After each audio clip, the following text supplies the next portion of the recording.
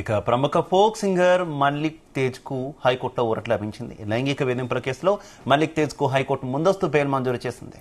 తెలంగాణ సాంస్కృతిక సారథి ఉద్యోగిగా పనిచేస్తున్న మల్లిక్ తేజ్ పై మహిళా ఫోక్ సింగర్ జగిత్యాల పోలీసులకు ఫిర్యాదు చేయడంతో జగిత్యాల పోలీసులు కేసు నమోదు చేశారు. దీనిపై మల్లిక్ తేజ్ హైకోర్టులో ముందస్తు బెయిల్ పిటిషన్ వేయగా కోర్టు బెయిల్ మంజూరు చేసింది. అయితే తనపై మహిళా సింగర్ తప్పుడు కేసు పెట్టిందని ఆరోపించారు మల్లిక్ తేజ్. ఆమె ఎదగడానికి తానే కారణమని, స్టార్డమ్ వచ్చిన తర్వాత తనపై అక్రమ కేసులు పెట్టిందని విమర్శించారు. తనను బ్లాక్మెయిల్ చేసిందంటున్న మల్లిక్ తేజ్ తో మా crime bureau chief Raviteja face to face. Mallik Tej వ్యవహారంలో ఈరోజు హైకోర్టు కీలకమైనటువంటి ఓ నిర్ణయాన్ని వ్యక్తం చేసింది. అతనికి బెయిల్ మంజూరు చేస్తూ కోర్టు ఇంతకు ముందే ఆదేశాలు ఇచ్చింది. మనతో న్యాయవాది ఉన్నారు. ఈరోజు ప్రొసీడింగ్స్ ఎలా సాగాయి, వాదనలు ఎలా సాగాయి, కోర్టు ఏమని డైరెక్షన్ ఇచ్చింది? నిన్న జరిగిందండి. ఇది ఆర్గ్యుమెంట్స్ నిన్న జరిగింది. జగిత్యాల పోలీసు వాళ్ళు అపోజ్ చేశారు, పీపీ ప్రాసిక్యూషన్ వాళ్ళు అపోజ్ చేశారు. ఇన్వెస్టిగేషన్ ప్రాపర్గా జరగలేదు కాబట్టి ఆమె బెయిల్ మల్లిక్ తేజకు బెయిల్ ఇవ్వద్దు అని చెప్పి వాళ్ళు బెయిల్ని అపోజ్ చేయడం జరిగింది.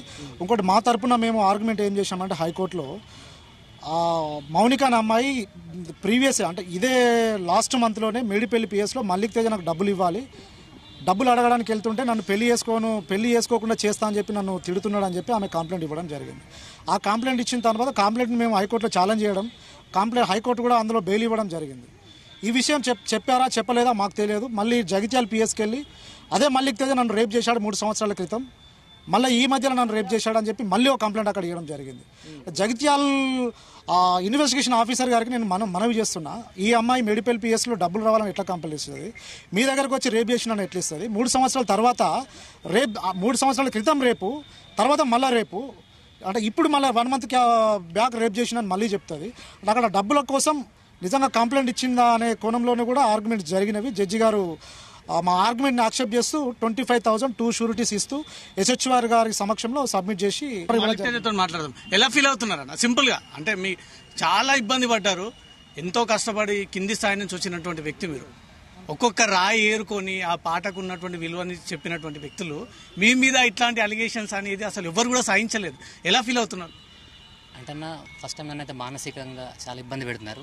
సేమ్ టైం నాకు హెల్త్ ఇష్యూస్ కూడా, అంటే ఇవన్నీ ఉన్నాయి. నేను 2 యుద్ధాలు చేస్తున్నా కానీ ఏంటంటే నాకు ఒకటి చాలా నన్ను వెంటాడుతున్నటువంటి పెయిన్ ఏంటంటే, ఎవరో మనకు పరిచయం లేని వాళ్ళు లేకుంటే ఎక్కడో ఒకడో అంటే నేనేం అంటే నేను తీసుకొచ్చి నేనే ఆమెను ఒక స్టార్గా నిలబెట్టిన వ్యక్తి మనల్ని ఇట్లా చేసేసరికి మానసికంగా చాలా పెయిన్.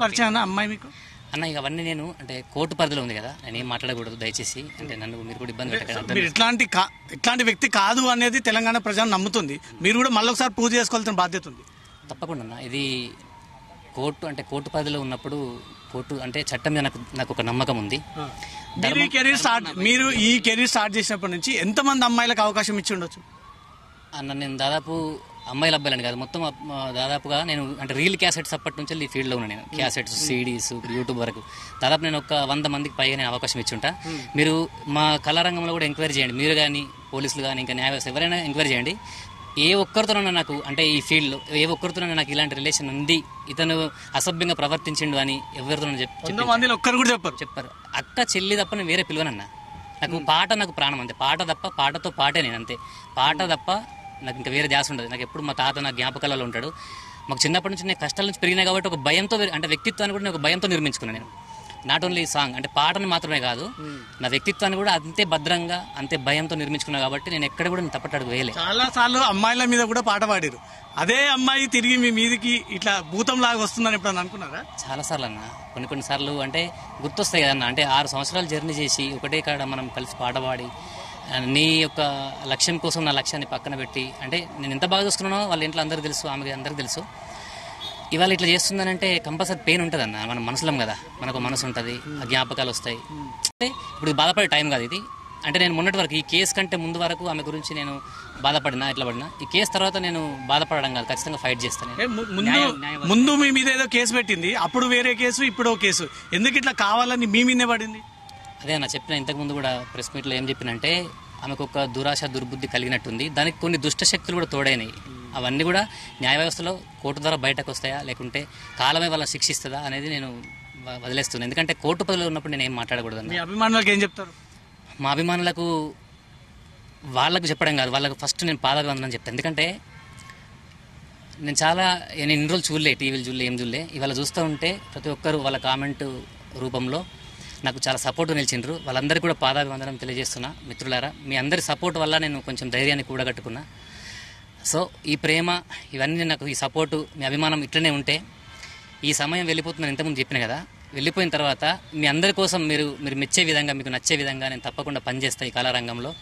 నేను ఎప్పటికీ పడిపోయిన ప్రతిసారి నన్ను పాటే లేపుతుంది కాబట్టి మళ్ళీ నన్ను పాటే లేపుతుంది, మీ అభిమానం లేపుతుంది కాబట్టి మీ అందరికీ కూడా మీ అభిమానాన్ని, మీ ప్రేమని అట్లనే నా కోసం ఉంచండి మీ గుండెలల్లో. మీ నమ్మకాన్ని ఎప్పుడు వమ్ము చేయను. నేను తప్పు చేయాలని మీరు అందరూ నమ్ముతున్నారు కదా, ఆ నమ్మకం నిజమవుతుంది త్వరలోనే. మనకు న్యాయ వ్యవస్థ మీద నాకు నమ్మకం ఉంది, చట్టం మీద నమ్మకం ఉంది కాబట్టి మీ అందరి నమ్మకాన్ని నిజం చేస్తా. నా లోపల ఉన్నటువంటి ప్రతిభని, మీ మీద ఉన్నటువంటి ప్రేమకి కానుకగా తప్పకుండా నేను మరో పాట రూపంలో లేకపోతే మీ రుణం తీర్చుకుంటాను. ఈ సందర్భంగా ఏదైనా పాట ఇస్తారా ఒకటి మీ అభిమానుల కోసం?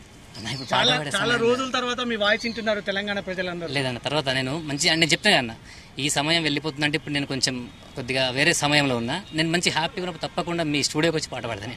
Thank you. రైట్, ఈ కేసుకు సంబంధించి ఇప్పటికే మాకు కోర్టు నుంచి డైరెక్షన్ వచ్చింది. ఈ కేసులో తమకు టెంపరీ బెయిల్ లభించింది. అందుకే బాధితురాల నుంచి ఎలాంటి ఎవిడెన్స్ లేదు కాబట్టి మాకు ఈ బెయిల్ లభించిందంటూ కూడా మళ్ళీ చెప్తా ఉన్నారు, న్యాయవాది చెప్తా ఉన్నారు. Camera person సాగర్తో రవితే.